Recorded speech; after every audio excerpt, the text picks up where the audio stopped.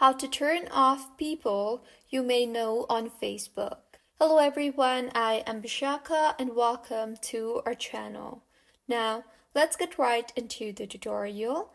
Firstly, go ahead and open the Facebook application on your device.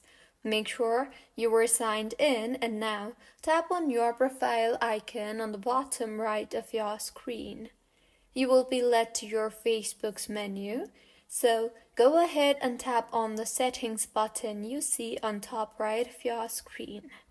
Now, under the Preferences tab, go ahead and select the Notifications option. In the interface that you will be led to, find the People You May Know tab and further tap on that, and now go ahead and toggle off the button for Allow Notifications on Facebook.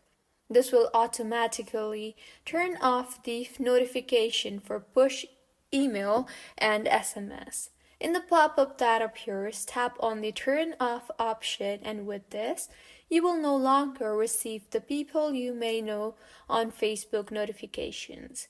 So, this is how you can turn off people you may know on Facebook. If you find this tutorial helpful, please like the video and do subscribe to our channel for more contents like this.